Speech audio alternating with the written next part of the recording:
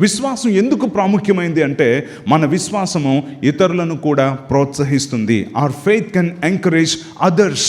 ఎందుకు విశ్వాసం ప్రాముఖ్యమైందంటే నీలో విశ్వాసం ఉంటే నీ విశ్వాసం ఇతరులను కూడా ప్రోత్సహిస్తుంది. నేను కూడా అటువంటి విశ్వాసాన్ని కలిగి ఉంటే నేను కూడా దేవుని శక్తిని చూడగలను కదా అన్నటువంటి ప్రోత్సాహం కలుగుతుంది. అందుకనే తిమోతితో పౌలు భక్తుడు చెప్తూ అంటున్నాడు, తిమోతి నీది నిష్కపటమైన విశ్వాసము, ఇంకా చెప్పాలంటే నీది చాలా జెన్యూన్ ఫెయిత్ అని చెప్పంటూ, తిమోతి నీకు ఇంత విశ్వాసం ఎలా వచ్చిందో తెలుసా?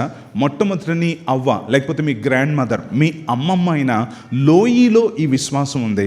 ఆ లోయి అయిన మీ అమ్మమ్మలో ఉన్న విశ్వాసం మీ అమ్మ అయిన యునికేలో ఉంది. యునికేలో ఉన్నటువంటి విశ్వాసము ఇప్పుడు నీలో కూడా ఉంది అని అంటా ఉన్నాడు. సో అబ్రహాంలో విశ్వాసం ఉంది. అబ్రహాం విశ్వాసం ద్వారా ఎన్ని గొప్ప కార్యములు, శక్తి కార్యాలను చూశాడో, చూసిన సంతు కుమారుడైన ఇస్సాకులో కూడా అదే విశ్వాసం పుట్టుకొని వచ్చింది. సో నీలో ఉన్న విశ్వాసం ఏం చేస్తుందంటే ఇతరులని కూడా ఇటువంటి విశ్వాసం నాకు ఉండాలి అని చెప్పి ఇతరులను ఎంకరేజ్ చేస్తుంది అన్న సంగతి తెలుసుకోవాలి.